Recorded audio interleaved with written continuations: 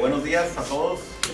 El día de hoy tenemos una presentación que quedó pendiente la semana pasada, que es el estudio de gobierno del Estado, ¿no? Que está pendiente por exponer aquí Sandoval.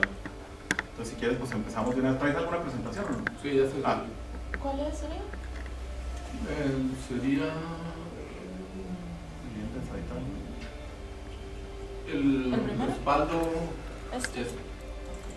Le voy a dejar todos los sí, ya documentos, lo... voy a pasar. Este sería los términos de referencia no los tengo como tales, ¿no? Yo le explicaba a Carlos García que esta es digamos, una presentación para solicitar y gestionar los recursos para llevar a cabo el estudio, que lo hice hace como 2 años y pues no se aprobaron los recursos, nunca se Se acaba de aprobar con el número de resultados pasado para hacer un estudio precisamente de la vivienda deshabitada. Pues no estoy enterado, ¿no? Pero y ya está aprobado. De hecho, ayer estuve platicando con Pedro y él me estaba diciendo que lo tenía usted. no, hay 150,000 pesos. Este proyecto hace 2 años yo lo presupuesté en 3 millones de pesos. Y el año pasado aprobaron 150,000 pesos. Entonces yo les dije, pues no nos sirve. ¿Cuál era su límite? Así es. Entonces, si son esos 150,000 pesos, pues, Son 150,000. no, pues, la verdad no. Ni para hacer la encuesta, ¿no? A lo mejor en Mexicali, no sé, pero no. De hecho hicimos un trabajo, un acercamiento con el MIT de Mexicali y pues no nos alcanzaba.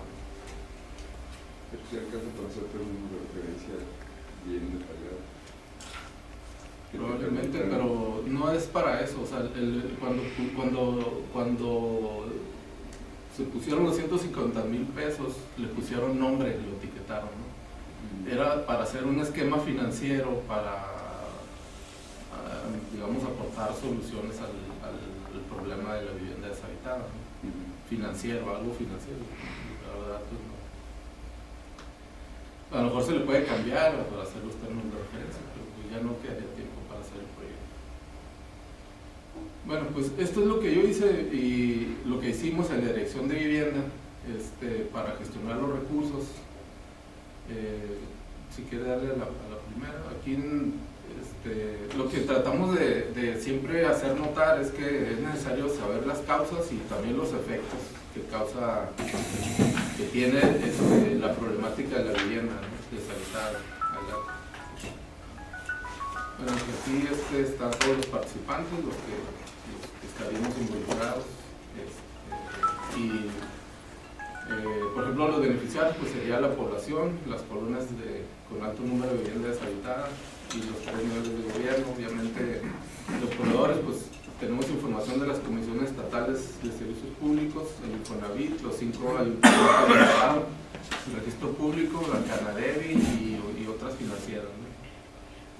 Una pregunta, ahí el dato que dio, ya que en el censo se fue INEGI, el dato de las 214,705 casas habitadas es de INEGI y ellos tienen esta información, a lo mejor pueden ser, obviamente estos son los 2010, se ha movido, pero pudiera servir como una base.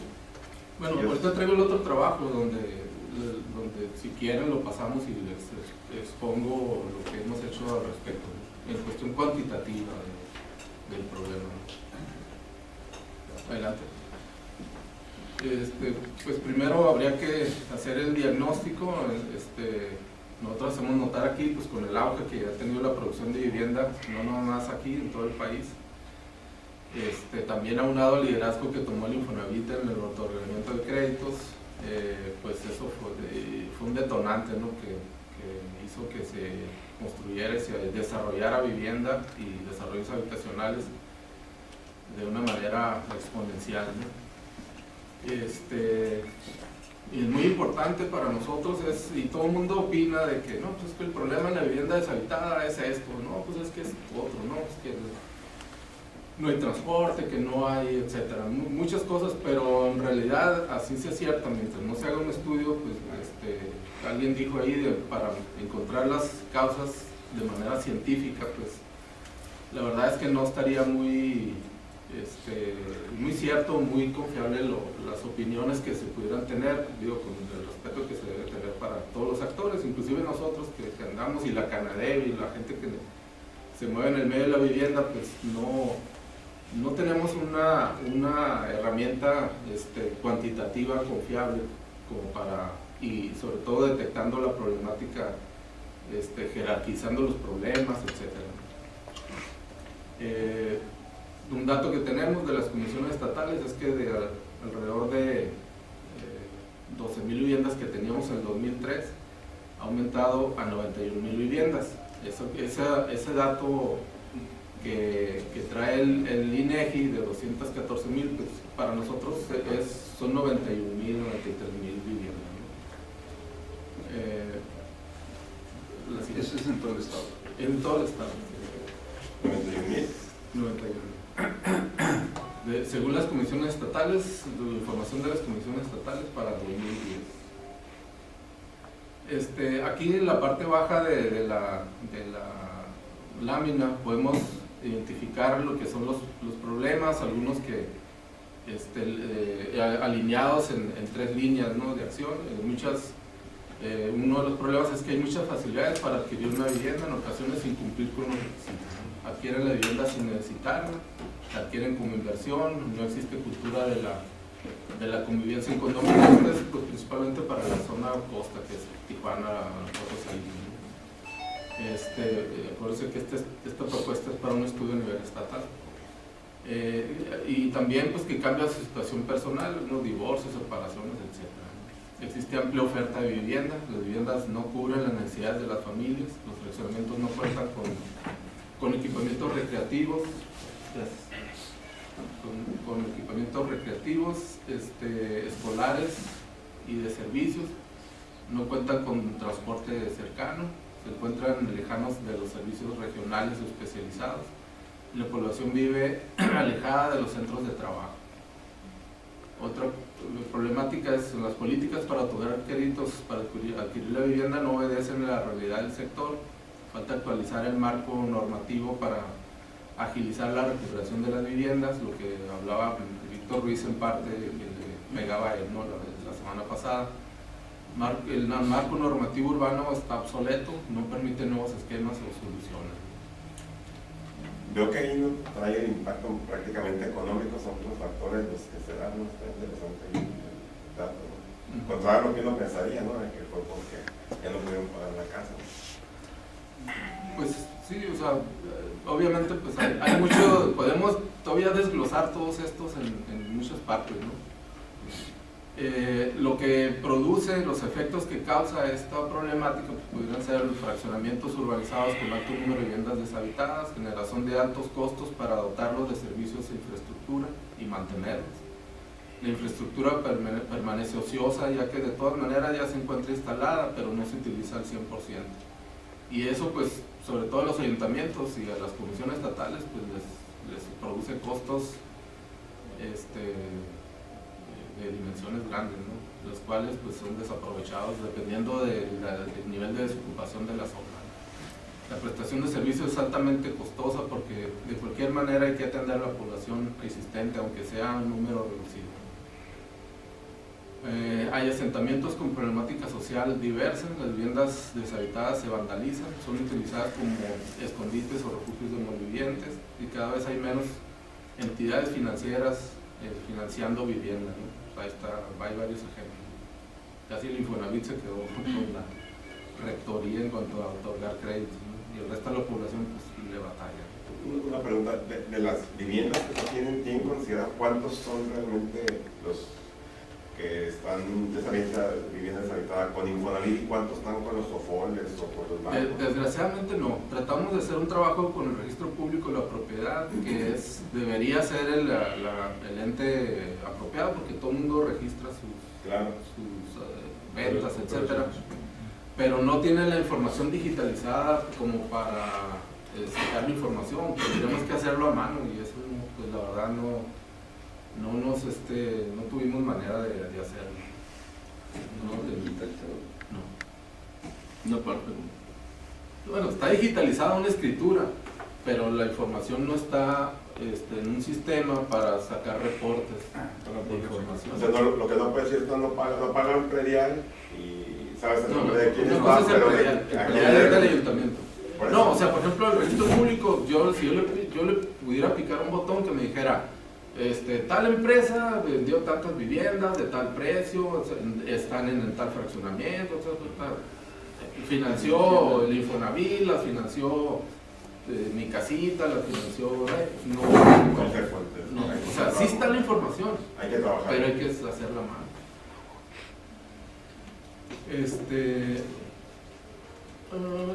Colonias populares con alto número de vivienda deshabitada, no nada más la de interés social, y ahí tengo unos números que también, si gustan, se los voy a pasar.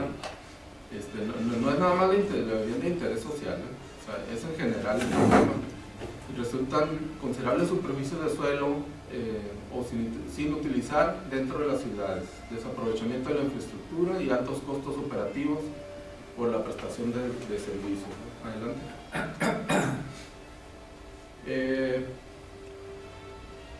Los beneficios que debíamos esperar sería pues, optimizar la prestación de los servicios públicos, aprovechar adecuadamente los recursos públicos, dotar a tiempo el equipamiento urbano que necesita la población, proporcionar un ambiente seguro a las familias, garantizar la ocupación de las viviendas, lograr la organización vecinal entre los miembros de las comunidades, tener un marco normativo acorde a las necesidades actuales y crear y mantener la cultura del orden urbano y social.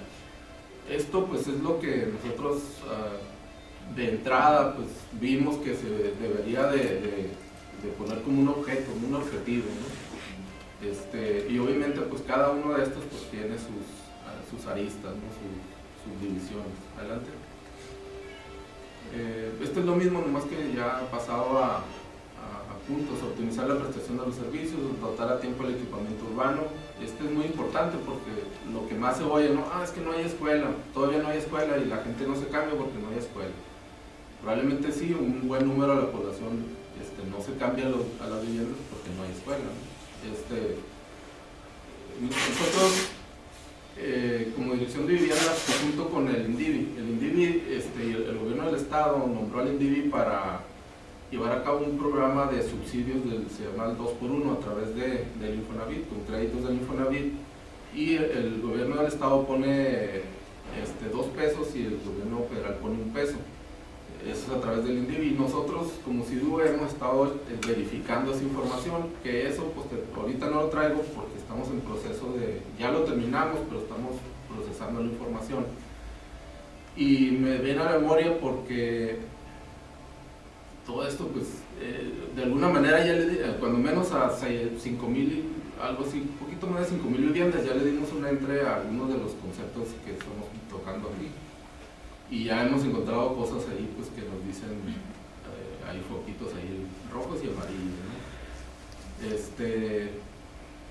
Que me acordé por esto de dotar a tiempo el equipamiento, ¿no? Sí, cierto, muchas familias dijeron, no, inclusive las que no encontraban, pues no sabemos, ¿no? Pero los que estaban ahí, detectamos que aunque están ahí, muchos de los niños o jóvenes que deben estar en escuelas que están en los fraccionamientos, que ya están funcionando, no están, porque no tienen ya cupo.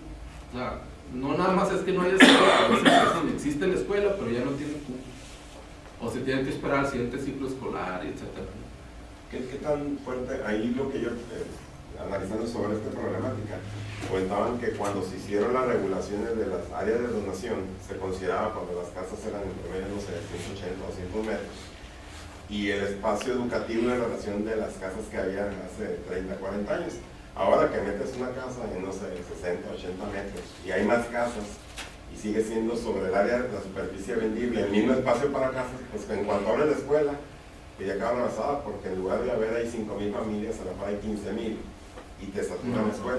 ¿Qué tanto es? No creo que sea tanto, ¿no? De 5,000 a 15,000, pero sí es cierto, sí el otro tipo de hace 20, 30 años pues era más amplio. Y más aquí, que son de 500 metros líquidos y 1000 metros. Pero el problema es más en Tijuana y en la zona costeña, sobre todo en Tijuana, ¿no? Que allá sí hay vivienda vertical, hay vivienda en condominios, y allá los lotes, aunque no hay lotes, pero el espacio que ocupa una vivienda puede ser de 70 metros cuadrados, ¿no? Cuando aquí un lote anda mínimo en 120, ¿no? De cajón, entonces pues sí hay una diferencia bastante grande. Claro.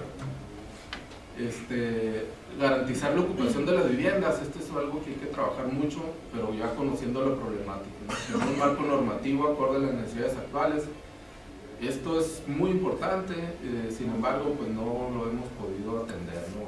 Sobre todo en Tijuana, que es la vivienda en condominio, está produciendo problemas pero de grandes dimensiones, ¿no? O sea, es un hervidero ahí, uno va a una colonia y la gente no sabe que vive en un condominio. Cuando se lo vende la vivienda no le dicen, y cree que tienes dueños de un lote, ¿no? Y no es dueño de un lote. Pero bueno, aprovechar más adecuadamente los recursos de los servicios, proporcionar un ambiente seguro a las familias, lograr una organización vecinal entre los miembros de las comunidades, que yo creo que también, independientemente de que sean condominios o no, hay que buscar que ahorita el gobierno, y no voy a decir si es de qué municipal, estatal o federal, que sea, los gobiernos no están atendiendo, salvo algunos foquitos que hay, pero no de manera organizada y sistemática, digamos, lo que sucede ahorita ya en las colonias, ¿no? A ver, yo me perdí un poco. ¿Estos beneficios cómo se...? Son los objetivos. Haciendo lo que te diga el estudio, o sea, haciendo el estudio, determinando los orígenes. Eso es lo que vas a buscar. Así es. Sí, son los árboles de objetivos. Ellos le llaman, la técnica pues de esta, le llaman beneficios, ¿no? Pero en realidad pues, son los objetivos generales que se buscan. Crear y mantener la cultura del orden urbano y social, ¿no? Pues esto siempre ha estado ahí presente. Adelante. Lo que haríamos, los entregables, pues, serían los 4 cuadritos aquí oscuros con sus componentes. Habría que realizar encuestas de opinión para conocer las causas por las que existe vivienda deshabitada. Buscaría la participación de los desarrolladores de vivienda, los ayuntamientos y los demás miembros del sector de la vivienda para localizar a las personas que abandonaron las viviendas y obviamente encuestarlas, ¿no? Hay una pregunta ahí que yo creo que tenías muy bien analizado, me gustó tu estudio, porque ya tenías causas, a lo mejor no se sabe qué porcentaje es cada cosa, porque yo he visto gente que se divorcia y le deja la casa a la mujer y al rato ya no pueden pagar a la mujer y la pierde, o sea, cuántos fueron por quebró la empresa y se regresaron a Sinaloa. Va a estar muy difícil hacer un levantamiento. Lo que se pudiera hacer, porque encontrar a la persona dueña de esa casa, quién sabe dónde fue, a lo mejor se regresó, está alentando en algún lugar. A lo mejor con los vecinos se pudiera trabajar, que es un dato. O sea, por ejemplo, yo estoy presente de una asociación de condominios, un lugar, y yo sé, si llegan a buscar a la persona, quién sabe dónde está, que tenía la casa. Pero yo sí sé las causas, porque antes dice, pues nos dijo, ¿sabes qué? No pude pagar la casa, perdí mi trabajo, o en fin. Entonces a lo mejor se pudiera hacer un estudio, no un censo como lo que hizo INEGI, sino hacer un muestreo, y a lo mejor por los vecinos preguntar las causas que salen. Si normalmente hay una relación y se pudiera en muchos casos, salvo en lugares donde veo que está toda la cuadra y no hay nadie a quien preguntarle, ¿no? Que pudiera servir como un antecedente para de esas causas que tú ya tienes ahí, que nomás están mencionando, saber cuánto pesó cada una de ellas y así se pudiera ponderar, si fue porque estaban lejos los servicios, porque no tenía la escuela, porque se divorció, porque perdió el trabajo, en fin, ¿no? Pudiera ser. De hecho, aquí, para nosotros es muy importante localizar a las personas, ¿no? O sea, después de saber dónde está, o sea, tratar de saber dónde están, sería aplicar las encuestas a las personas que abandonaron las viviendas. Buscarlas hasta donde sea posible. No se tiene que encontrar al 100%, tú sabes, es un muestreo, ¿no? Y también encuestar a las personas que viven todavía en los desarrollos habitacionales, que es lo que tú dices, pues para que también, inclusive es importante saber por qué están ahí, ¿no? O sea, independientemente de que pudieran saber algunas causas, de que le hayan contado a sus vecinos de por qué se fueron o por qué no la habitan, pues por qué siguen ahí, ¿no? Claro que tienen necesidad. Los otros a lo mejor no, ¿verdad? O sea, también es interesante, y eso obviamente habría que contactar a una empresa, por ejemplo Explora, que hizo estudios, etcétera, el que sea, O sea, yo digo un nombre, pero habría que contratar el personal adecuado que diseñe una encuesta. INEGI te hace trabajo, sé que no es barato, porque se le ha cotizado, pero como ellos tienen toda la estructura, los equipos y la maquinaria, te hacen el trabajo desde los diseños. Sí, pues a lo mejor no debe haber dicho ningún nombre, ¿no? Pero es gente especializada en aplicar este tipo de trabajo, ¿no? Llevar a cabo reuniones de trabajo con los actores del sector de la vivienda en el Estado, formalizar los convenios necesarios con los actores del sector de la vivienda y establecer compromisos entre todos para garantizar, ordenar y disminuir la problemática, ¿no? Esto es pues, gobierno, iniciativa privada, de todos los que actuamos en la vivienda.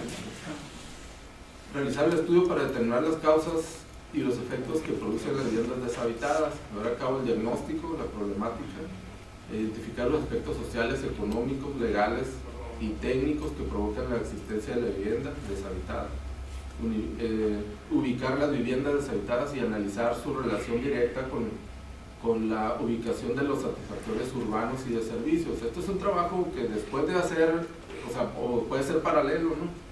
Pero todo lo que encuentra uno aquí, pues se debe de confirmar o analizar también desde este punto de vista, ¿no? Lograr establecer las características diferenciadas por municipio. Determinar las propuestas para solucionar la problemática de la vivienda deshabitada, diseñar los programas y acciones tendientes a evitar a corto plazo que sigan proliferando las viviendas deshabitadas y que se eliminen a mediano y largo plazo, ¿no? Proponer mejoras a las políticas crediticias de las entidades financieras que otorgan créditos a la adquisición de vivienda. Adelante. Esto es lo mismo, nomás que ya en bullet, ¿no? Y ya pues es como yo aquí hicimos una programación de los entregables, ¿no? Los componentes, buscar la participación de los desarrolladores de viviendas, los ayuntamientos y los demás miembros del sector para localizar las personas, ¿no? Que abandonaron las viviendas, aplicar las encuestas. Esto ya es lo mismo, pero ya en un esquema para saber los indicadores y qué tipo de trabajo sería entregable, ¿no? Adelante. Un comentario, a lo mejor ahí para encontrar, si quieren hacer el ejercicio, obviamente con un muestreo, y si llegan a poner por el tamaño de vivienda, sería una muestra suficientemente para poder ser representativa de la problemática. Yendo con Infonavit, con ellos tienen los nombres de las personas que ya les dejaron la casa, recuperaron a las inmobiliarias con teléfono, con trabajo, y se pudiera de esa manera. ¿Sabes que el trabajo que estamos haciendo de los subsidios 2x1 con información del INDIVI, hemos tratado de localizar a algunas gentes, no tenemos las direcciones, se les vamos a pedir, tenemos los teléfonos. Así es. Y no hemos podido avanzar en ese sentido. Lo vamos a hacer un muestreo de alrededor de unas 1000 encuestas. Y con personal propio, independientemente de ningún presupuesto, con personal propio vamos a tratar de hacer ese trabajo. Ya hicimos una encuesta de las gentes que viven ahí, hicimos una verificación de todos los casi 6,000 subsidios que se lograron proporcionar en todo el estado. Ese trabajo es el que estamos ahorita haciendo la presentación. Después, si quieren, pues se lo podemos dar, eso a nivel estatal, pero viene por municipio. Entonces vamos a, si lo logramos hacer, aunque sea ese, el del subsidio 2x1, vamos a tener un buen panorama de lo que tratamos de hacer en ¿no? Adelante. Y ya en general, pues aquí vienen todos los documentos, estudios, todo eso, que es lo mismo de los entregables que ya vimos, y viene un presupuesto ahí que llega alrededor de 3 millones de pesos. ¿Nos puedes dar, podremos ver las actividades? Estos son diseñar los programas y acciones pendientes a evitar en el corto plazo que sigan proliferando las viviendas deshabitadas y que se eliminen a mediano y largo plazo. ¿Tenías antes otros, no? Eso Sí, son los mismos de los cuadritos. Llevar a cabo el diagnóstico de la problemática de la vivienda deshabitada, identificar los aspectos sociales, económicos, legales y técnicos que provocan la existencia de la vivienda deshabitada, ubicar las viviendas en relación directa con la ubicación de los satisfactores urbanos, lograr establecer todo lo que venía en el último cuadrito. Okay. Está pasado aquí y ya ¿Y cómo derivas el costo? Si quieres, dale, por favor. No. existe un calendario en aquel entonces. Más. Se ocuparían esos 3 millones de pesos más o menos para... Y ahorita yo creo que debe ser más, ¿no? Pero ahora, me decía Sergio Montes, yo le comenté pues que había venido la semana pasada y que iba a estar aquí mostrándoles estos trabajos. Y me decía que en especial aquí en Mexicali, con el grupo que se estaba trabajando, el presidente municipal había pedido que todos los estudios o trabajos, proyectos que se hicieran de parte del gobierno del estado pasaran por estos grupos de trabajo, ¿no? Entonces decía, pues a lo mejor ahí nosotros podemos poner una parte y ellos pueden poner otra, no sé. Sería cuestión de que estos documentos pues se los vamos a dejar y pueden hacer algunas propuestas eso. Y no los traigo, desgraciadamente no lo hice por municipio, cuánto cuesta Mexicali, cuánto cuesta Tijuana, pero en general, ¿no? El $1,000,000 es para la encuesta, ¿no? Buscar la participación de los desarrolladores de vivienda, los ayuntamientos y demás miembros del sector de la vivienda para localizar a las personas que abandonaron las viviendas, $200,000. Y encuestar a las personas que abandonaron las viviendas y encuestar a las que viven ahí todavía, $800,000. Entonces era $1,000,000 de trabajo. Eso es lo que me preocupa. Mira, la encuesta que aplicamos en el Valle de Mexicali, que fue aproximadamente 1,600 encuestas, costaron $300,000. Yo mandé a hacer me dio fondos con la CIS. Hicimos 5,020 encuestas en todo el estado para efecto de la salud reproductiva de los adolescentes. Me lo hizo el colegio. Y me hizo la encuesta y me hice el estudio. Fueron $702,000.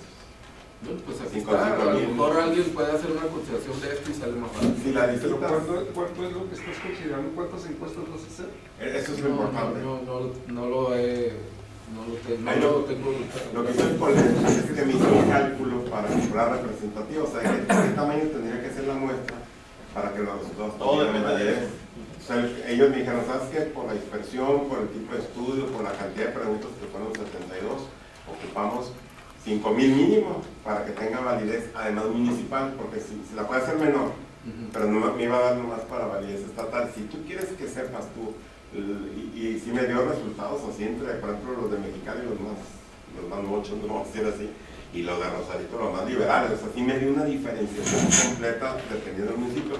Se ocupaba ese tamaño de la muestra y la trabajó el colegio. De hecho fue pública, ellos ganaron por el costo y por los tiempos. Bueno, es que esto no es nada más hacer las encuestas, ¿no? Sino trabajarlas y organizar. Aquí es este trabajo con los desarrolladores, eso son mecánicas de grupo, ¿no? O sea, son dinámicas, no son nada más, oye, te mando un oficio y dame cosas, ¿no? O sea, es trabajo en equipo.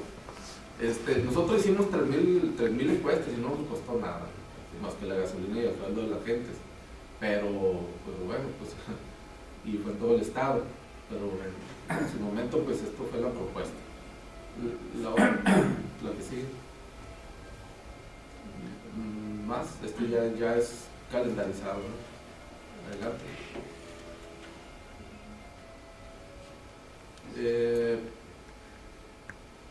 Llevar a cabo el diagnóstico de la problemática, identificar los aspectos sociales, económicos, legales, técnicos, ubicar las viviendas deshabitadas, lograr establecer las características diferenciadas. Este componente se presupuestó en 1,200,000.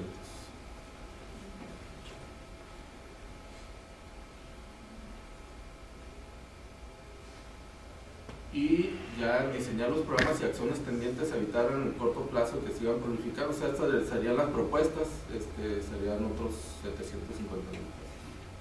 Ese es el presupuesto. Si quieren, podemos ver el otro documento, el que es una cuestión cuantitativa. Nomás dime una cosa, Francisco, ¿tienen localizadas las viviendas? Y cuantificadas por áreas y todo. Ahorita estamos haciendo un trabajo muy interesante sobre todo, ya lo hicimos en Mexicali, nomás que no forma, si quiere ponga cuantitativo, análisis cuantitativo. Todavía no traigo esa información, pero por ejemplo ahorita podemos saber con la información de las comisiones estatales. Ahorita hicimos uno al 2011, nosotros tenemos información del 2003 al 2011 y ahorita ya nos está llegando al 2012, ya tenemos Ensenada y Tecate. Entonces, por ejemplo, para el 2011 nosotros hicimos un análisis que del 2003, ¿cuáles viviendas que se abandonaron en 2003? De todas esas, de ese grupo, ¿cuáles todavía están abandonadas en 2011? Y 2004, ¿cuáles están abandonadas sobre el 2011? Así te los traen, ¿no? Y tenemos otro análisis también de año con año. Había tantas viviendas abandonadas en el 2003. Al siguiente año, de ese grupo de viviendas del 2003, ya no eran todas, o sea, se ocuparon un porcentaje, el 2005 otro porcentaje y van disminuyendo. Hay un brinco ahí en 2008 que para el 2009 otra vez subió, etcétera. O sea, son análisis que todavía seguimos haciendo y no forman parte todavía de este reporte, ¿no? Pero posteriormente pues lo podemos ver, ¿no? Si quiere, aquí explicamos lo que ya hemos hablado, ¿no? Lo mismo, la problemática que hay que conocer, y esto pues es un análisis completamente cuantitativo, ¿no? Aquí no estamos viendo características ni de las viviendas ni de la gente, ¿no? Adelante. En el Censo de Población del 2005, el INEGI determinó que había 128,000 viviendas deshabitadas en el estado, 20,000 en Ensenada, 45,000 en Mexicali, 4,500 en Tecate, 51,000 en Tijuana y 6,500 en Playas de Rosarito. En las comisiones estatales para ese año teníamos 40,000 viviendas en todo el estado. Lo que ellos decían que en 128,000, con información de las comisiones estatales, definimos que teníamos nada más 40,000 y ya viene por municipio. Mexicali, ¿Eso qué año fue, perdón? 2005. 18,400 en Mexicali contra 45,000 que decía el INEGI. Lo que sé que INEGI te puede considerar deshabitada, inclusive por ejemplo las que están vendiendo ahorita Urbio, Geo, que están deshabitadas la casa, no la han vendido y la puerta limpiecita y está para la venta y está deshabitada. Posiblemente por eso se cambia. La INEGI no tiene la connotación que le estamos dando, Sí, de que es una vivienda abandonada o no. a eso voy. O sea, INEGI, si hay una casa construida, pero está deshabitada porque no le ya abren es muy vieja, ¿verdad? O se está rentando, eso de que se desocupó y se renta, para ellos es deshabitada. No, simplemente hay casas que se te van quedando ahí, o sea, los desarrollos, avanza el desarrollo y en la primera etapa donde empezaste a vender tú se quedaron 7, 10 casas y es muy difícil venderlas porque pues, ya se habitó, a lo mejor ya hay una deshabitada, inclusive un lado ya vandalizada y para vender esa, pues hay que arreglar la otra. Siempre y cuando, si la vivienda, por ejemplo, aunque esté sin vender o esté como usted, tiene una cuenta de agua potable en la Comisión Estatal, pues se la va a cuantificar aquí, ¿no? La comisión cuando tiene, son esas cuentas que tú hablas, las 40 y, ¿dónde están?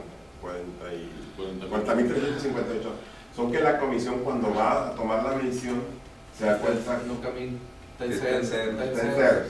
O sea, no hay consumo. Está estático el medidor por 3 meses, los últimos 3 meses del año. 3 Ok, meses por está. 3 meses la medición. Y no es que Nosotros hicimos el 2008 fue la primera vez que nos dieron la información y verificamos Mexicali y nos dio una diferencia alrededor de un 4%. O sea, pues yo creo que es confiable, ¿no? Estaba dentro de la muestra de... Ahí me parece bien importante esta diferenciación de la forma en que se debe de ver el problema de la vivienda y cómo lo están viendo la mayoría de los problemas. O sea, la mayoría lo están viendo como un problema. Oye, pues ¿qué hago con estas viviendas que ya no me están pagando pero no la están habitando? Yo la estoy viendo como un problema de stock de vivienda. O sea, si hay viviendas desocupadas, de alguna manera me va a mermar el mercado de la vivienda. Voy a tener que producir menos viviendas y encontrar mecanismos de cómo utilizar esas viviendas. Y esos mecanismos son los que no existen. Sí. El otro problema es que a lo mejor de ese stock de viviendas que estamos ahí, a lo mejor la mitad no sirve. O sea, son viviendas que ya son muy viejas, que tienen mucho tiempo deshabitadas y que lo que hay que hacer es tirarlas, ¿verdad? Las quemas, aquí meten basura y luego las ves todas humeadas. Por dentro están quemadas. Entonces, no sabemos Prenden llanto. esa caracterización cuantitativa del INEGI. Yo creo que es la primera elemento que tenemos que... Pero tiene a disposición los datos, para el gobierno es gratis, ¿no? Pues si nosotros tratamos de conseguirle, no nos lo Me dieron. hubieras dicho, yo traigo el del gobierno del Pues, estado. de hecho le dijimos a la coordinación de gabinete y dijeron, no, siga, nosotros nos lo van a dar, ya no vaya con ellos, ¿no? Y no, nunca. Nosotros ya tuvimos la experiencia aquí en este proyecto, les pedimos la diferenciación de los sistemas de conexión de agua, de drenaje, de tipología de vivienda que sí nos produjo hasta nivel de manzana. Y hay una herramienta nueva que ellos abrieron en el contexto de las pasadas elecciones para poder entrar, te lo da hasta a nivel de cuadra, para tratar de evitar, y tú puedes verificar sobre varias de las capas que ellos manejan, la información entre ellos habitada. Tú la puedes acceder por internet. Si quieres, ahorita al final te doy yo hice la presentación porque ellos lo que no se quisieron meter como era el tema electoral, de bajar la capacitación. Ahí está, hice una rueda de prensa, háganle como quieren.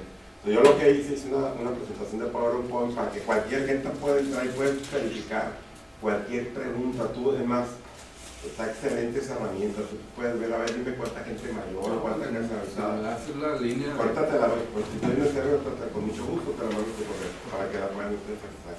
Muy bien. Y también ver que quiera, pero con mucho gusto, ¿no?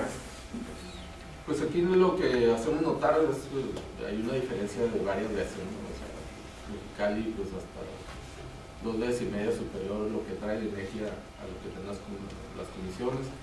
Y luego lo mismo para el 2010, ¿no? Las 214,000 viviendas que había deshabitadas en 2010, 64,400 en Mexicali. Y con la información de las comisiones, pues en vez de 214,000 tenemos las 91,000. 40,000 en Mexicali de las 64,000 que trae aquí. La siguiente. Estos son cuadros pues del INEGI, ¿no? En 5 años, de 2005 a 2010, el número de viviendas deshabitadas del INEGI aumentó el 66% en el estado. En Mexicali el 41%. Luego ya vienen por municipio, ¿no? Adelante. No sé, todavía no. En lo de las comisiones, no, adelante. En las comisiones estatales, en el mismo periodo, aumentó el 123% en el estado, de 2005 al 2010. En Mexicali el 119%. Luego tenemos información aquí por tipo de vivienda, ¿no? A partir del 2003, para efectos prácticos, en el salió la información que proporcionan las comisiones, ya no entramos con el INEGI, ¿no? O sea, esto ya es puras comisiones estatales. Por ejemplo, dice en este municipio aumentaron en mayor proporción el número de viviendas deshabitadas, los que más aumentaron en Ensenada y Tecate, del 2003 al 2011, ¿no? El 3,600%, o sea, de 351 viviendas que había en el 2003, aumentó a 13,000 en Ensenada. En Mexicali, de 12,165 que había, aumentó a 39,462. Adelante. El interés social, a nivel estatal, hay un interés social deshabitado es la que más ha aumentado porcentualmente, por el 950%.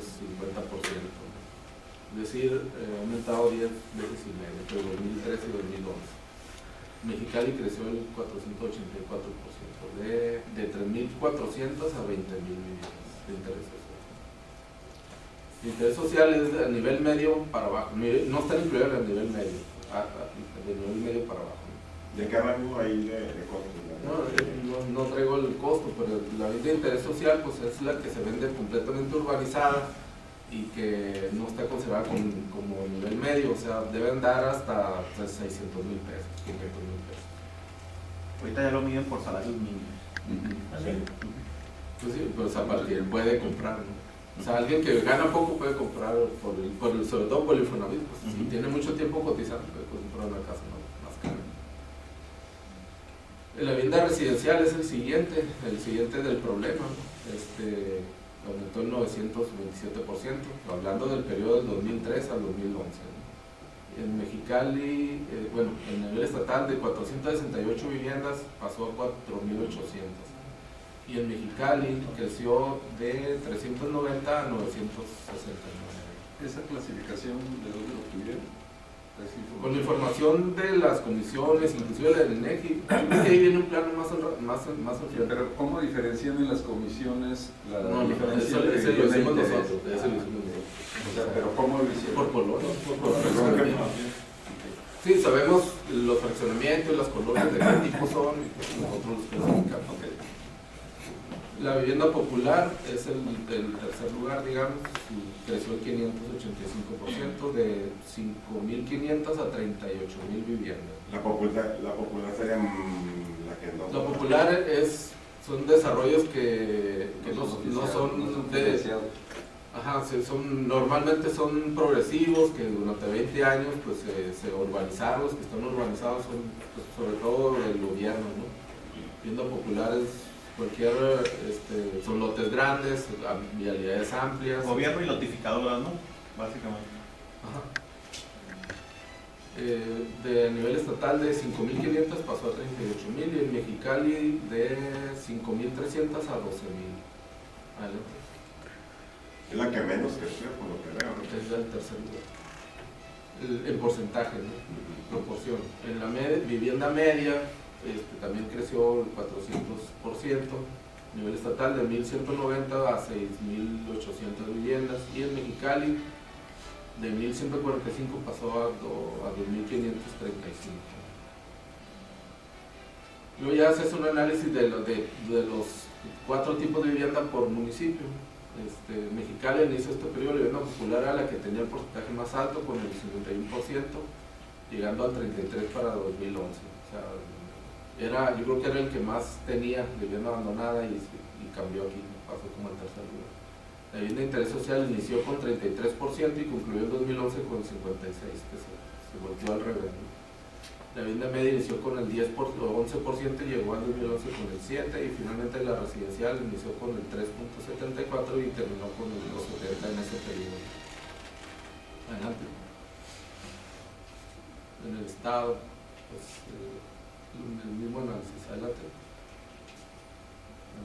Los anexos, pues ya aquí viene toda la información desde el 2003 al 2011, ¿no? con la información de las comisiones, la ciudad y el municipio. Aquí está sí, aquí está por tipo de fraccionamiento. Hay otros, pero los 4 importantes son los que pusimos aquí. Adelante. Este es Mexicali. 39. Adelante.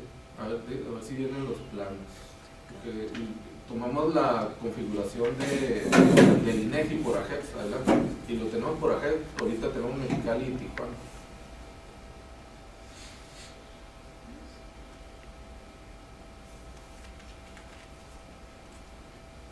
Aquí vamos a cambiar si bien. Este es Mexicali. Esta es vivienda deshabitada por AGEPS Mexicali, datos del INEGI del 2010.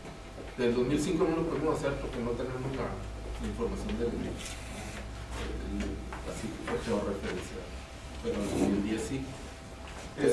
Ese porcentaje que manejas allá abajo, ese de 90 a 100, de 80 a 90. Pues esto es para efectos de la presentación, pero pues podemos hacerlo como queramos, ¿no? Luego empezamos de los de abajo, que es de 0 a 10, es un azulito, ¿no? Este azulito.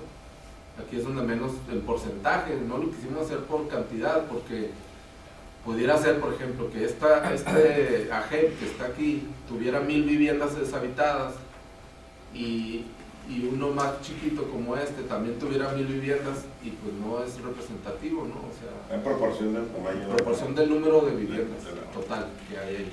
De 1.000 hay 500. Ajá. Entonces, por ejemplo, este azul, que son estos, este color, es de 0 a 10%, ¿no? Y el amarillo claro, es de 10 a 20%. Entonces estamos viendo pues, que la ciudad en general pues hay un problema del 20%, ¿no? En general. Es interesante porque en la parte pegada a la línea, por lo que veo, ¿no? Y en la colonia, bueno, o sea, esa parte hay, pero luego claro, sí, luego la parte periférica. Y periférica, el corazoncito y luego en las orillas. Sí, por el número de Y así, o sea, pues esta, el naranja del 20 al 30%, son estas. Y ya va aumentando el color y ya pues vamos viendo aquí. La parte de las villas está arriba, ¿no? Sí, y los azules, hay hasta azules aquí. Esto es con datos de la Comisión Estatal. Sí. No, este es de de INEGI. Ah, es de Este es de INEGI, con información de INEGI. Y vamos a ver la diferencia, si quieres darle el siguiente, por favor. Este es de la CES, para el mismo año, entonces en vez de más amarillo hay más azul, o sea, en el INEGI, pues obviamente como hay más viviendas, se hace más dramático, digamos. Hay más amarillo en el INEGI y aquí hay más azul. ¿Qué pasa? Casa de renta, está para INEGI está deshabitada. La está rentando la casa, no está abandonada, está deshabitada exclusivamente, pues que se los números. Bueno, Y sería interesante saber cuántos realmente tiene un dueño y los está cuidando, los quiere rentar. pero en el de subsidios 2x1 sí tenemos información. Es como entre el 15 y el 20% de las viviendas se rentan o se prestan. Pues este es el comparativo, ¿no? Si quiere darle la otra, por favor. Este es Tijuana. Este es el INEGI. Mucho así. No tiene tanta la problemática en Tijuana como en Mexicali, está más disperso, ¿no? Todo gris. Bueno, lo que pasa es que aquí no estaba ahí Las Palmas ni estaba Todavía faltan varios del Boulevard. ¿Le puede dar el otro? Por favor. O sea, pero ahí está más homogéneo, como que todas las colonias perdieron acá, ¿no? Se cargan en una, ¿no? A ver si, no sé si traiga más adelante. Sería. Pues eso es. Bueno, te puedes volver a la de Mexicali por la CES.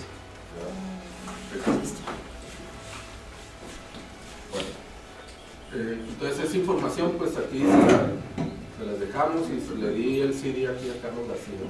Ah, ok.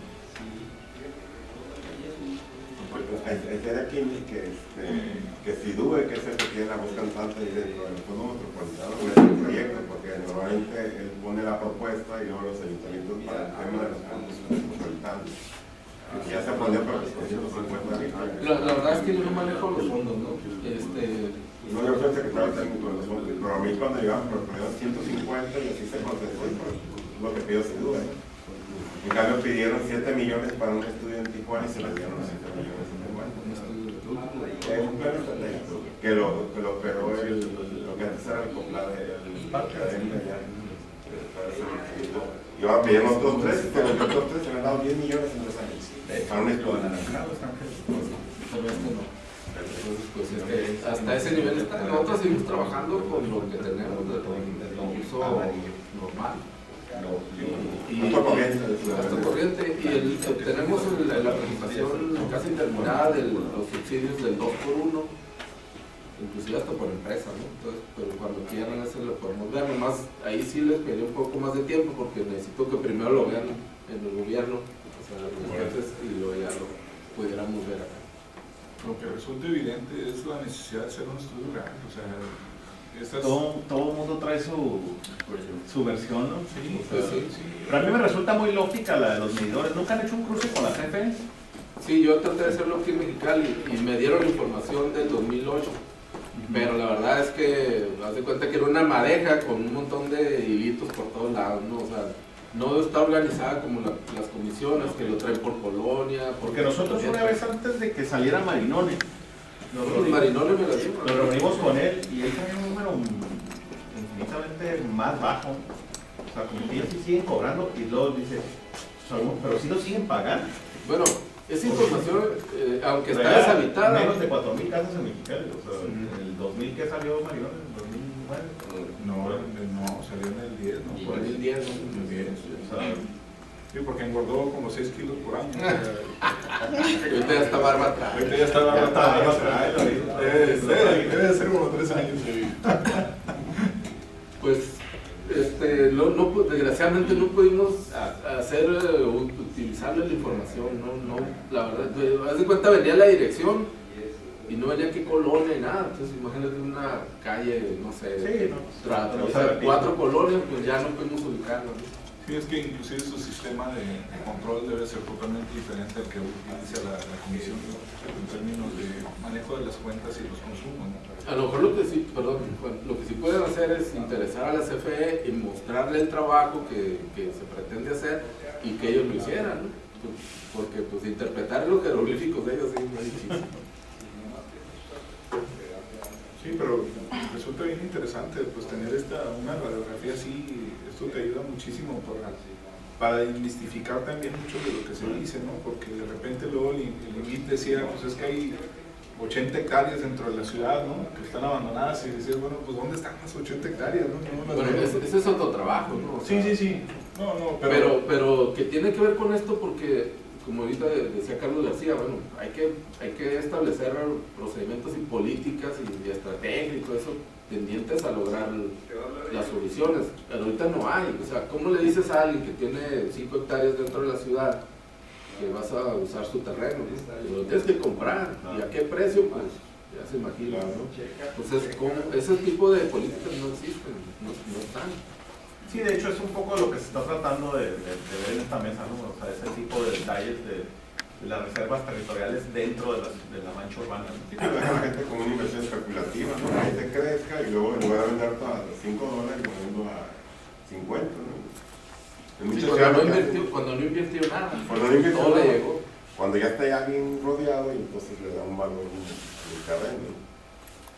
Ahí es cuando las ciudades cobran un impuesto a esos terrenos que se quedaron así. ya ha habido muchos esfuerzos, ahí los colombianos hicieron ahí una fórmula también, nos la presentaron en alguna ocasión, de cómo determinar el precio de venta de un predio dentro de la ciudad para efecto de beneficio social, y hablaban del precio de adquisición, el valor de adquisición a valor de avalúo, descontaban la inversión que se había hecho en infraestructura y ese es el precio que le ponían para efecto de venta.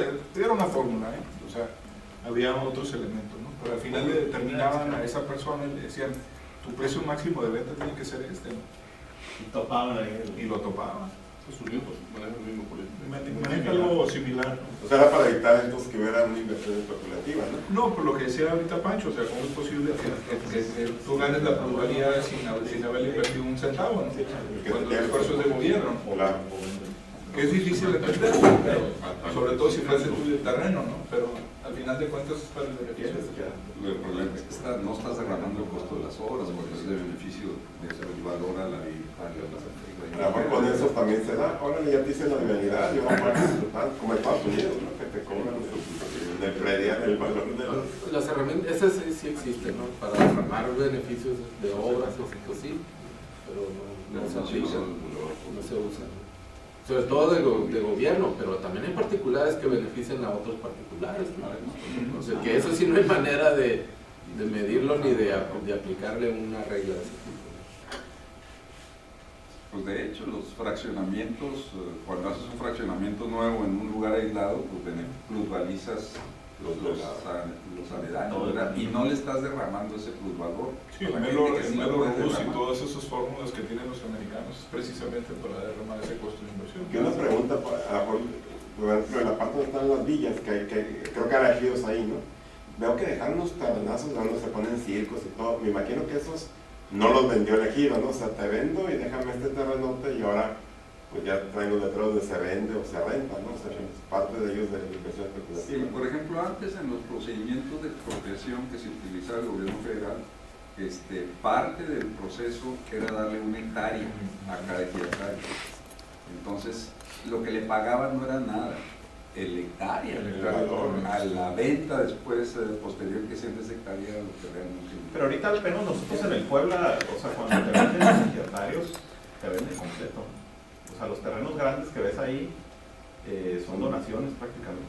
Ah, ok. Son municipales, seguramente, o del Estado, que cuando son para Sí, escuelas. porque está sobre el... Sí, ahí donde llegan los circos y eso, prácticamente todos son donaciones. Sí, lo que pasa es que ahorita es compraventa. Antes era Ah, y había pues, ciertos criterios. Sí, porque ahorita si les compras y subdivides, ya te molaste, ya donaste sobre el... Entonces es vente por todo, si no... Pues está muy interesante. Y a eso parece la necesidad de que es urgente hacer un estudio, ¿no? Yo sí creo, Francisco, que es bien importante para hacer esto, es determinar un término de referencia. De experiencias específicas que puedo manejar. Los que aplican encuestas no son los mismos que deben de diseñar la encuesta. O sea, por ejemplo, que agarras Explora o te agarras a los que hacen encuestas, ¿verdad? Que se dedican a eso, esos son para aplicar la encuesta.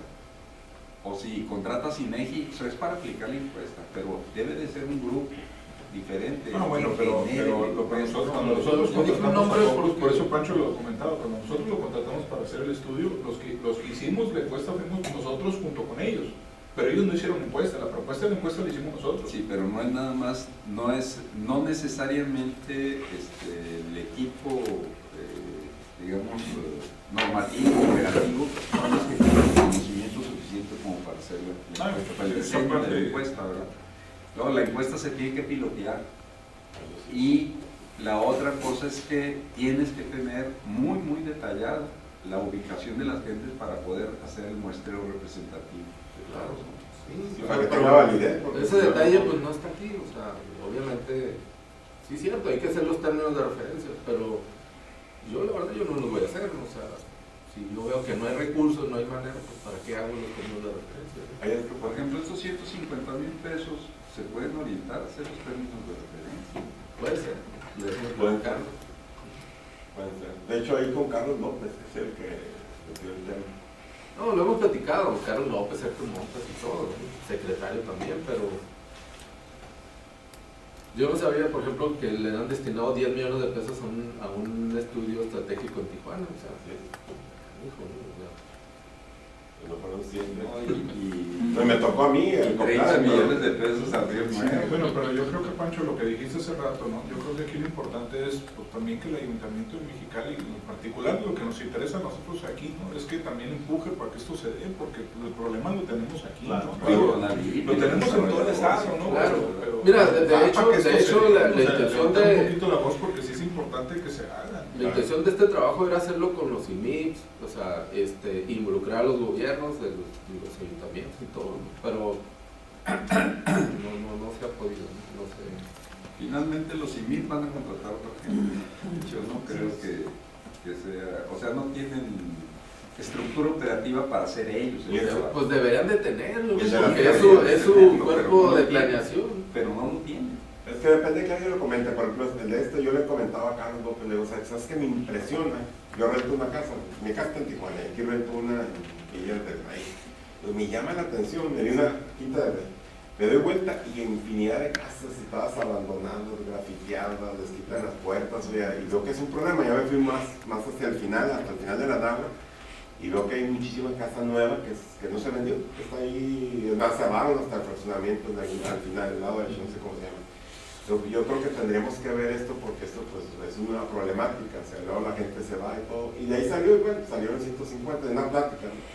Yo creo que si ya con eso se tiene, y viendo la problemática y se impulsan también por parte de las inmobiliarias y todo, yo lo veo más por el parte de la vivienda del Estado, ¿no? Porque para qué, como anteriormente los programas Soy Vivienda, ¿para qué vas a andar buscando reserva y todo si tienes pues 214,000 o 90,000 casas solas, ¿no? O sea, a lo mejor siéntate con el dueño, Infonavit, Metrofinanciero, quien sea, y ve de qué manera tú la apoyas para volverla a rehabilitar y que entre gente. Mira, ahí que de se eso rehabilite. pues tampoco se sabe, las 214,000 viviendas de INEGI, pues todas tienen dueño. Sí, así es. Que la ocupe o no la ocupe, pues Todos tienen dueño, tienen, ¿no? sí. Sí, así Y es. no es de llegar y a ver, esta casa no está ocupada, rey, métete aquí, ¿no? Hay que traernos a Hugo Chávez, ese sí lo Hay que recuperar la vivienda si es que se puede recuperar, si tiene adeudos, si no lo tiene, etcétera, etcétera. Ese tema Eso lo es la parte vimos normativa. la reunión anterior, ¿no? Claro. Con Infonavit. Y Infonavit se queja pues de que los procedimientos legales y todo eso, los juzgados no están capacitados ni en número ni tienen la capacidad pues para atender el problema, ¿no? Ágil. Sí, Y- ahí tendríamos que diferenciar muy claramente. Hay un grupo de viviendas que son propietarios y a lo mejor no la están ocupando o lo que sea, ¿no? Habría otras que son semipropietarios, o sea, tienen un contrato. Esos pueden estarlo pagando o estar al corriente, que quedarían igual que los primeros. Y los que no estén al corriente, que estén con cartera vencida, pues serían sujetos esos, pero pues va a ser una proporción, no sé cuánto sea la proporción, ¿verdad? Ahora sí, si son 90,000, ya tienes un mundo para trabajar, si no son a los 214. Bueno, pero por ejemplo, ahorita con los números de las comisiones de interés social, pues creo que eran 30,000 viviendas en todo el estado. A mí me parece que la Es diferencia un año de producción de vivienda. o sea, la diferencia entre los 64,000 de INEGI y los 40,000 de la Comisión para el caso de Mexicali esa diferencia nos está indicando que hay 50,000 viviendas que no tienen conexión de agua No, por diferentes... no, yo no lo diría así directo. No.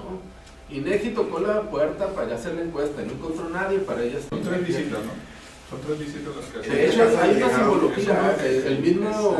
Depende, se convierte hasta 5. Hasta 5. Y además está el registro de las visitas. Así es. O sea, está, Y se para puede eso- obtener eso. Eso que hay tiendas que son de uso temporal, comunitaria y deshabitada. Deshabitada no sabemos si está habitada. Hay un letrero de deshabita. O sea, hay alguien que es dueño, va todos los días a regar el jardín, no va a ver nada. Y esa está para inédita deshabitada. Igual que que no tiene ventanas, que lo sacó ahí con la vida alguna gente que no pagó, y está vandalizada y pues se ve a simple vista que vive hay un malandro, no vive nadie. Para ellos está la misma clasificación. Eso sí. Lo importante es que además tiene una clasificación adicional de la tipología de vivienda. Por ejemplo, la vivienda que está vandalizada las manejan en ruinosos. O sea, hay una clasificación de ruinosos y hay una contabilización de las viviendas que son Eso no nos lo dieron, la Aquí verdad. tengo No, la pues es tabla, pero- lo que te digo, que Nosotros fuimos con ellos. hay estuvimos ahí. mucho mayor detalle de información que la que está allí. Lo que pasa es que hay que saber pedirla. O sea, No, pues, tienes que ver la clasificación, la estructura de la base de datos y a partir de ello poder solicitar, oye, necesito esta información. Rehabilitar, deshabitado, eso temporal. Hay que saber encuestas, hay que saber hacer encuestas, hay que saber Sí, pedir sí, información, sí, hay sí. que saber, o sea, no sabemos nada. No, pero hay gente que lo sabe hacer, ¿vale? Sí. Y eso sí. No, te viendo cómo apoyar y cómo ayudar, ¿no? Creo que está excelente lo que han hecho con los recursos propios de la dependencia, ¿no? Ujú. Que eso es importante. Y se ve que es un problema, ¿no? Hay un problema aquí. Porque no solamente es ese, porque el problema se viene con la inseguridad también.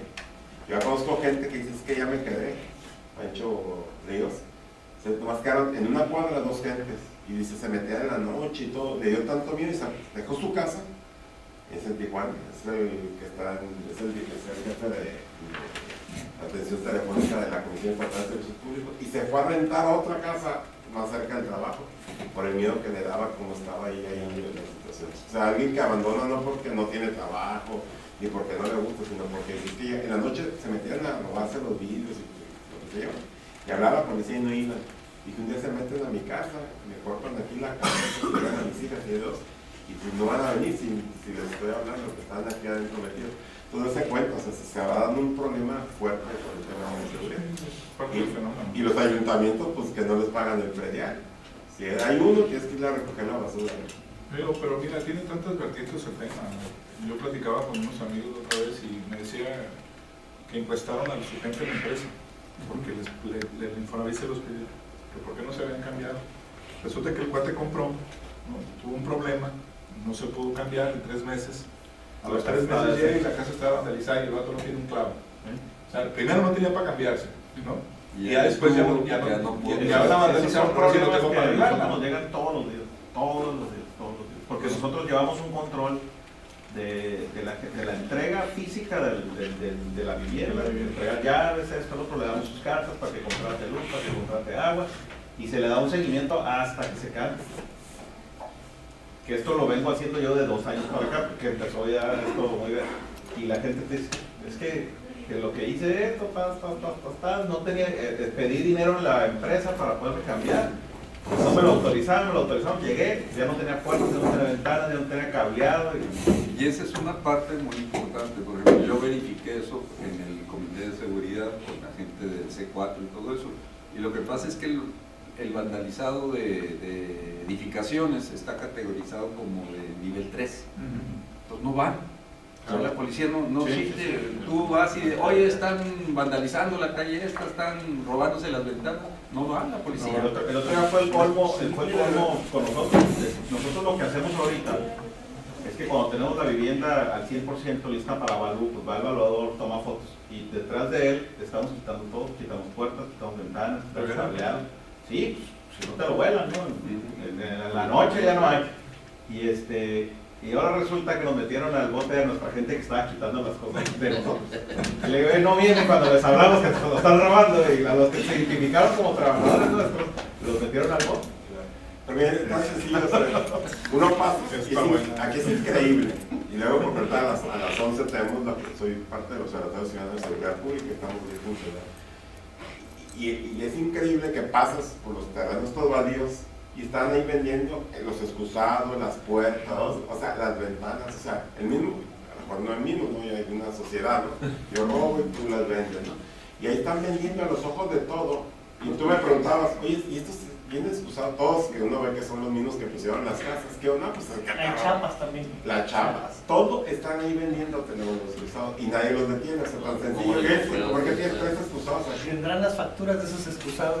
Las rejas de las ventanas, Todo. los quitan, las amarran a una defensa de un carro y las traen Las arrancan. Entonces también ahí se podría empezar, como empezaron en Nueva York cuando bajaron los índices delictivos. No voy a empezar por lo que no veo, pero eso, a ver señor, usted está vendiendo aquí, enséñame dónde compró estos artículos y todo, y los vas a Eso empezar está muy fácil, nomás que mientras no hay un tampoco mercado se ha querido que- hacer. como Las en mismas México, ¿no? chatarreros, pues todo el cobre que se roban. ¿A dónde va a parar? Y las baterías de los carros. Además ya fui. Los catalizadores, Se todo, está o sea, todo lo están revendiendo. Una semana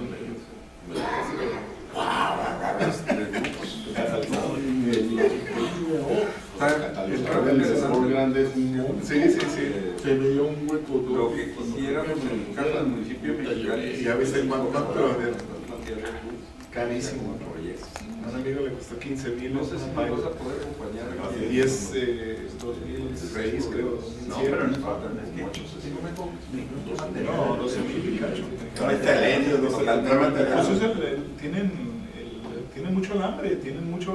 No, trae material, creo que es selenio, un material caro que vale, te lo compran por $200, o sea, tu pesa en oro, como dicen el material. Pues ahí en el Congreso, cuando estábamos, los que dejaron los carros afuera, yo sí, afortunadamente me dejaron chance, pero los que dejaron afuera, de repente llegaban a las 8 de la mañana y sales a las 3 de la tarde, prendes el carro y un retronadero, ya te robaron el catalizador. O sea, tu carro estacionado llegan con un gato, a ti también ya te pasó, te levantan tu carro, con un serrucho te lo pones y te lo llevas. Y este no es para otro carro igual, sino para venderlo por kilos completos. Pues hay unos sopletitos que venden. Sí, manuales. Sí. ¿Puedo cortar un poco? No, y en 10 minutos ya no tienes nada. Yo con qué cortar, con serrucho, Con serrucho. con una sierra, con una ceguera. Una ceguetilla. Con la pura. Ya si piensas que si tuvieran esa pinche habilidad para trabajar, Es lo que le digo, o sea, Imagínate. Esas ganas que esas pinches ganas, y entonces dañan porque por las casas, eso también. Creo que sí fue el colmo de un tema de mucha polémica caso se llama que hablaron los directivos de Waldos el año pasado, en mediados, principios. Y me dicen, oye, me urge que vas a un favor de orden de México. Necesito que vayas a tales ubicaciones y me cheques el techo. los aires acondicionados. Se habían robado los paquetes completos con grúa acá. Con grúa. Así llegan. El gerente de la tienda investigó con los vecinos y llegaron unas personas eléctricos para Hay mucha gente Nos alcanzaron a agarrar porque los vecinos hablaron, pero llegaron con grúa para llevarse los dos aparatos que estaban en el techo. También se roban las cosas. 7 tiendas. A los 7. Alguien los mandó, ¿no? Igual le hicieron lo El mismo. Consejo Estatal de Población 2007, un fin de semana. ¿Lo copio? Sí, pero te vas, sales el viernes, llegas el lunes y el aire. Llegaron equipos grandísimos ahí, y ¿sabes dónde está? Está ahí a un lado donde está el Teatro del Estado. Llegaron seguramente un viernes, un sábado, pararon, llegaron algunas, quitaron todos los aires acondicionados, se lo robaron. No, ¿quién los compra O alguien los está revendiendo. Hay que ver cómo los están Pararon revendiendo. tráfico y empezó a sacar cableado de un tramo muy largo. Fíjate que eso sería bueno que lo comentaras para subirlo a la agenda. Y sobre todo que está Tienes que cerrar el Sí, bueno, el secretario de Seguridad Pública. Son temas Con que esa no pinche impactan. frialdad, Como igual porque para lo mí hace como una frialdad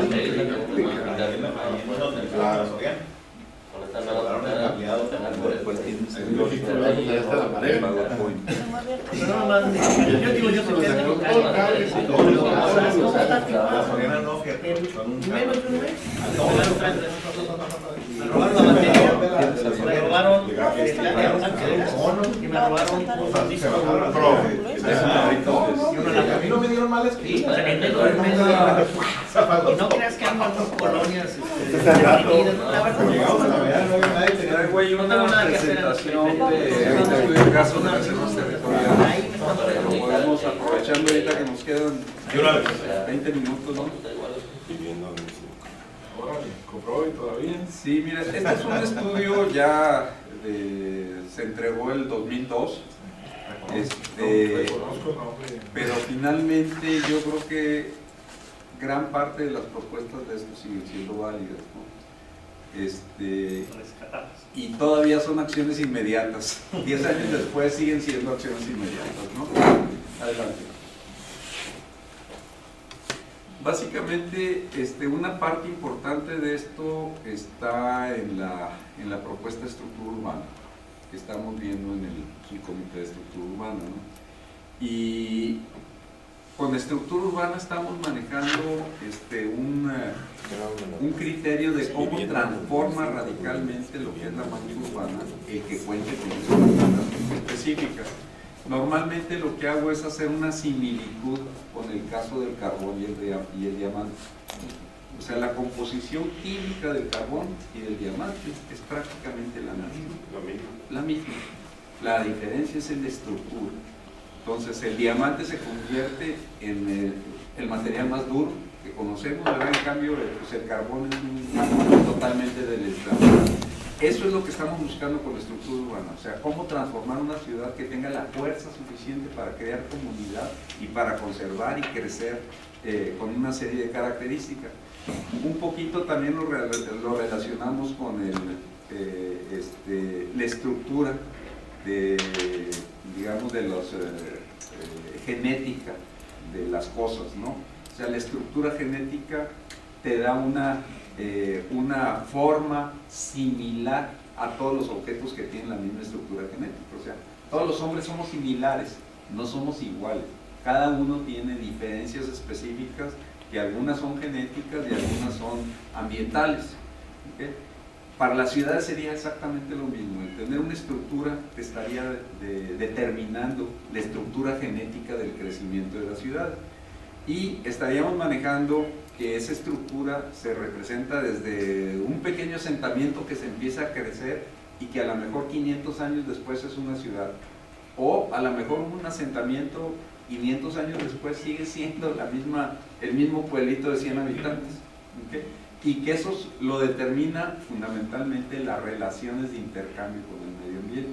Entonces, una ciudad como Mexicali, en el ámbito del municipio de Mexicali, está teniendo demasiados intercambios que le está produciendo un crecimiento. El crecimiento puede ser tumoroso, o sea, deforme, como lo estamos manejando ahorita, o el crecimiento puede ser ordenado.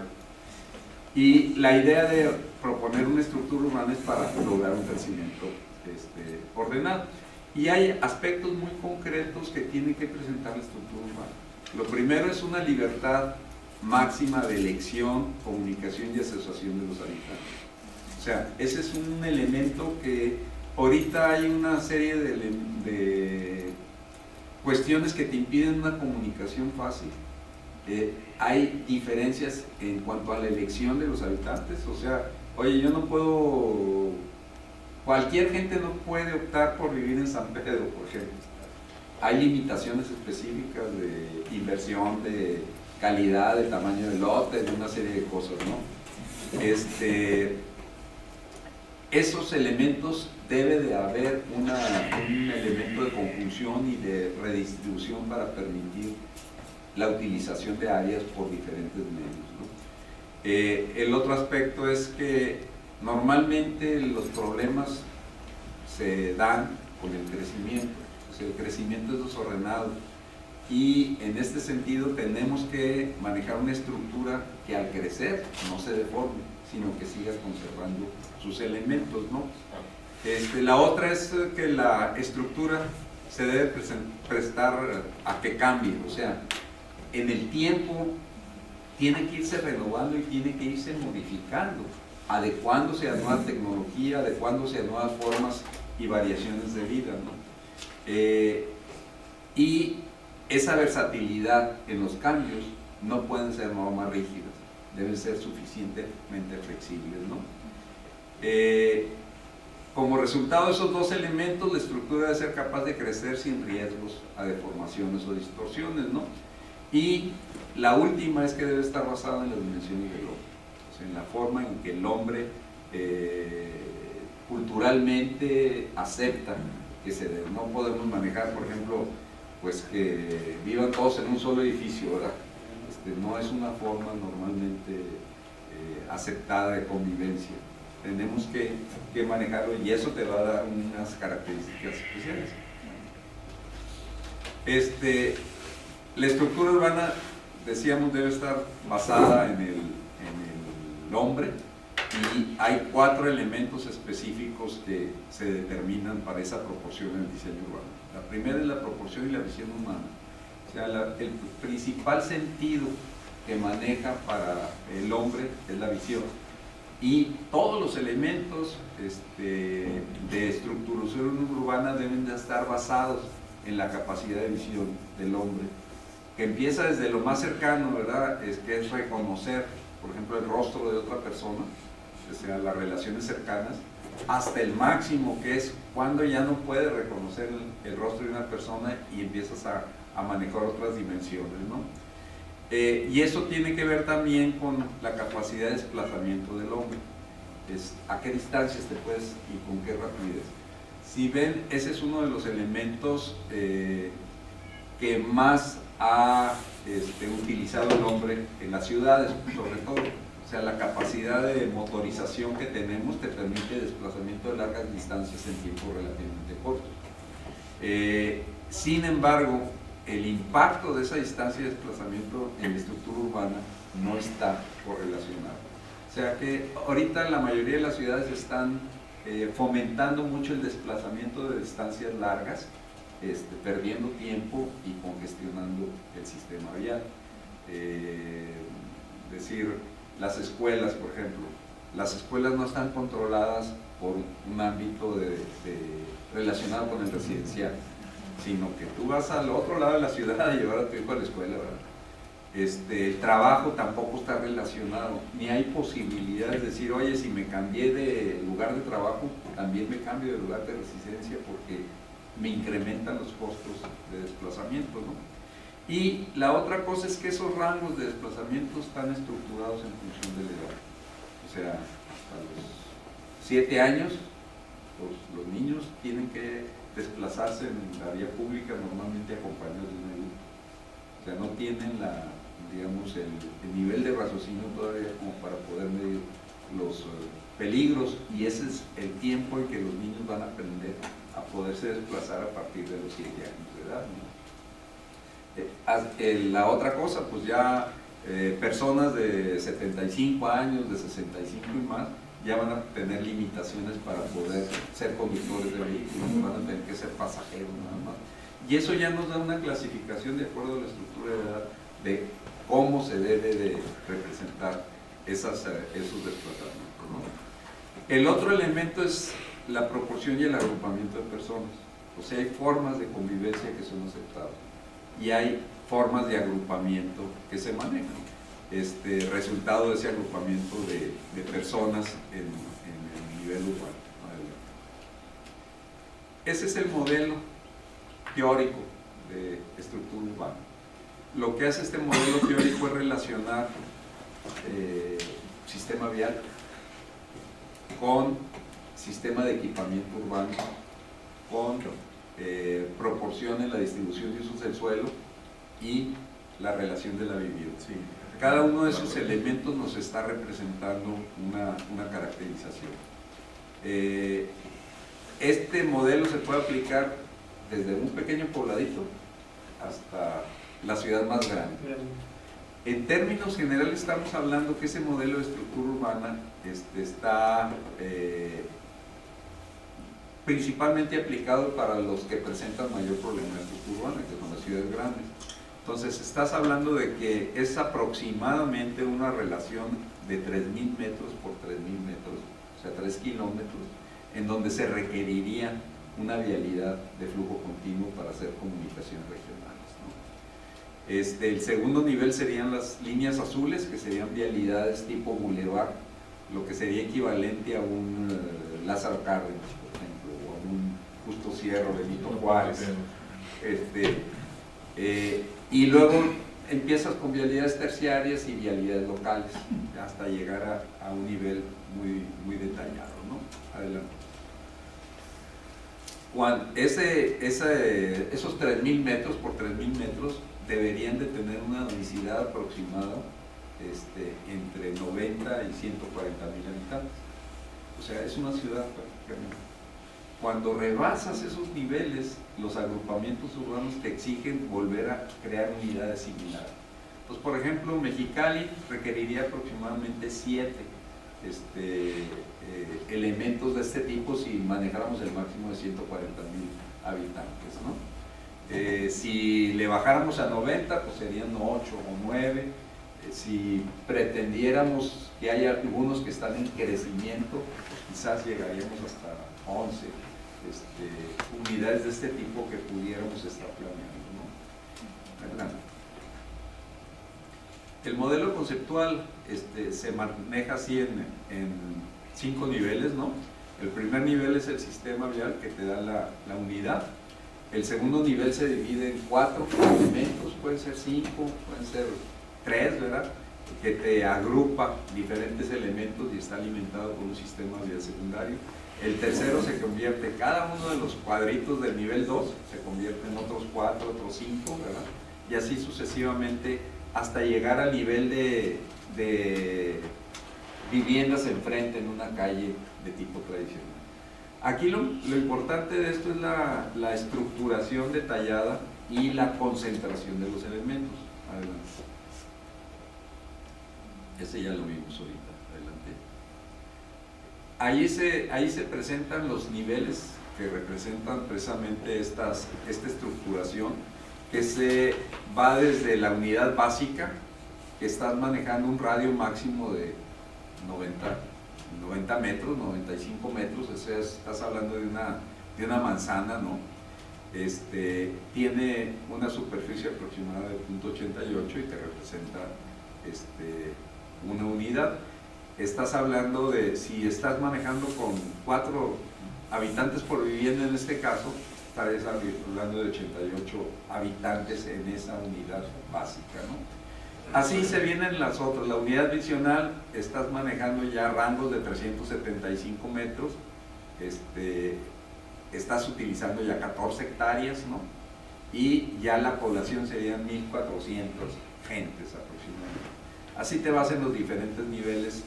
El otro aspecto es los usos del suelo, que son el área urbana total, las áreas que se utilizan en actividades productivas y que se mezclan, estás hablando de mezcla del uso del suelo, y las cantidades de viviendas específicas, ¿no? Adelante. Perdón, ¿van a hacer el análisis de la ciudad en base a esas reglas o qué es lo que van a hacer? Sí, de hecho aquí traigo ya un análisis que se hizo del caso de Mexicali. Adelante. Si quieren nos vamos, aquí una cuestión en que se basa el modelo de estructura urbana es en el costo del terreno rústico y urbanizado. Hay un costo de infraestructura específica y hay una modelación. Y hay parámetros específicamente para la programación de acciones en la habilitación de la reserva. Y finalmente hay un modelo operativo de gestión que es la parte central de esto, ¿no? Adelante. Ese es los costos específicos, o sea, a partir de esto podemos derivar ya en la aplicación específica de cada ciudad los costos relativos, por ejemplo, cuánto sale el sistema vial primario para Mexicali. Las estimaciones de costo para un sistema vial primario, estamos hablando de un sistema de flujo continuo con pasos a desnivel, con una serie de aditamentos que ahorita no tenemos en la ciudad, ¿verdad? Costaría aproximadamente poquito, como 1.200 millones de pesos. Que si los manejáramos en el rango de los 40 años que tenemos de tiempo, pues sería una inversión como de 100, 120 millones de pesos al año, que es muy razonable y es muy parecida a las inversiones que estamos manejando actualmente, ¿no? Así cada uno de ellos, de ahí puede sacar las necesidades de inversión en agua potable, las inversiones en drenaje, pluviales, todos los elementos específicos se desglosan y se generan, pero lo puedes tener con mucha anticipación una vez que lo manejas, no adelante. Esas matrices te manejan, ya llegas hasta el nivel 5 específicamente, y lo interesante de esto es que cuando se hace de manera coordinada todo esto, llegas a una disminución muy radical de los costos. En ese entonces los costos estaban manejando más o menos a 500 pesos metro cuadrado, el costo de urbanización de los desarrolladores. El costo estimado aquí se disminuía a 264 pesos por metro cuadrado, ya totalmente habilitado. Pero la diferencia de habilitación entre uno y otro era radicalmente diferente. O sea que si lo comparáramos y quitáramos todo el sistema vial primario y todas las obras de cabeza y todo eso que no hacen los desarrolladores, eso se nos reduce aproximadamente en 100 pesos más. O sea, que estamos comparando los 500 pesos contra 150, 180 pesos, que sería un costo organizando todo estructurado. Y ese es uno de los elementos importantes, tenemos que bajar los costos de nuestras ciudades. Ahí está el análisis de reservas territoriales. Esa era la mancha urbana en ese entonces. Específicamente se hizo un análisis a través de imagen de satélite para poder identificar todos los límites de las zonas ocupadas. Adelante. Se vieron cuáles eran las estrategias. Se manejó una estrategia de crecimiento continuo. O sea, la forma más barata de crecer es en las zonas aledañas. Entonces generaron una serie de buffers que nos indicaron criterios de crecimiento, ¿no? Adelante. Se estableció ahí esa sectorización, o sea, cada uno de esos cuadritos que ven ahí, las líneas rojas serían vialidades primarias, y se estableció un crecimiento más o menos generalizando lo que tenía en ese entonces los planes de desarrollo específicamente, y se llegó a determinar que en esa superficie podían alojarse de manera balanceada y coordinada hasta 4 millones de personas. O sea, en la zona gris actual había alrededor de 700,000 personas, y las densidades eran densidades medias como de 32 habitantes por hectárea. Manejando 60 habitantes por hectárea, que es la densidad recomendable media que se manejó, podríamos alojar en esa superficie completa como 4 millones de habitantes.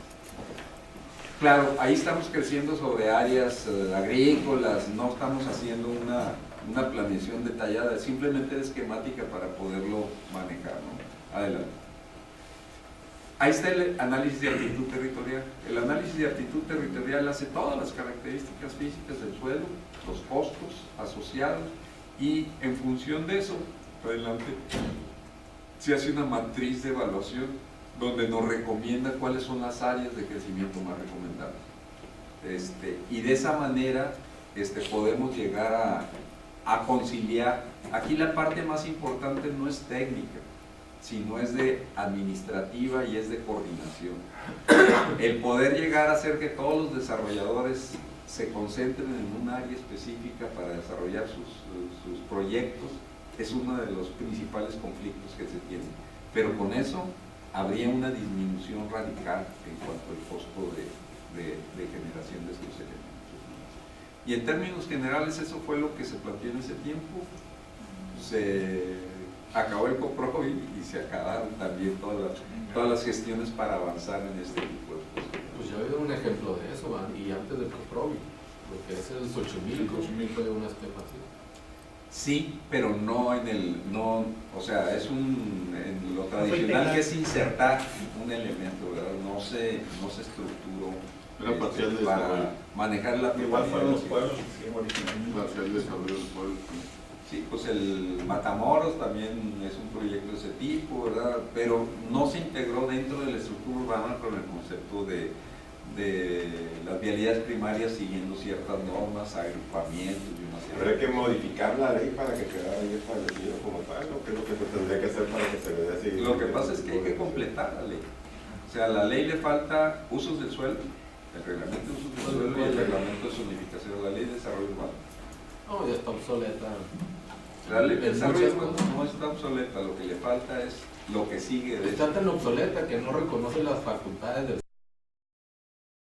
¿Y es modificación de la ley o de algún tipo de reglamento? modificación de la ley. Porque por ejemplo ahorita sin duda que van a modificar la reglamentación, acuerdo vamos a convocar, me pidieron a mí el trabajo por parte de COPLAR para todo lo que es la reglamentación para los discapacitados, que traen un proyecto a ellos y la idea es de que se baje con los desarrolladores, con todo el mundo para que se vea y también obviamente con las gentes interesadas, para que luego nadie diga, oye, estos burros ya me metieron la ley como un reglamento, por eso no es una ley, es un reglamento, Son normas internas, ¿no? una norma interna que no ocupa ni siquiera el Congreso. No, la ley sí necesita una sola. Sí, sí necesita una serie de ajustes, pero no es radical lo que necesita la ley. Necesita complementación. Pero lo que no tenemos son normas técnicas derivadas de la ley. Claro, Los faltan reglamentos. todos los reglamentos habidos y por haber. Pero la ley, para empezar, a mí sí me llama la atención, Carlos, de que Decían que haya habido una modificación del 115 del 1999 y todavía no tenemos la ley de desarrollo urbano adecuada a eso, ¿no? Pero ¿por qué dices que no está adecuado si no se hace?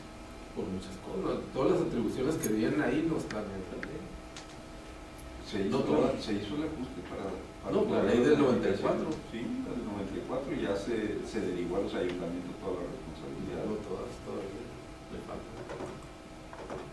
Bueno, sí, pero esas no son parte del centralismo que manejamos. Por eso hay que hacerlo. Las comisiones estatales de servicios públicos, por eso Pero hay no que es de la hacerlo. ley, ¿verdad? Es De hecho, ese por ejemplo, con Es de la ley de ahorita más cosas. pero- están sacando 4 o 5 normas de verificación interna que no ocupan de la ley, pero lo que ocupan es estudios que se encarga ambiente natural, se le está metiendo la Estamos omisos en- Les voy a pedir no sé cuánto disculpas, pero reglamento. tengo otra reunión, tengo que hacer un trabajo y me tengo que retirar. Ya es hora. ¿Eh? De todas maneras.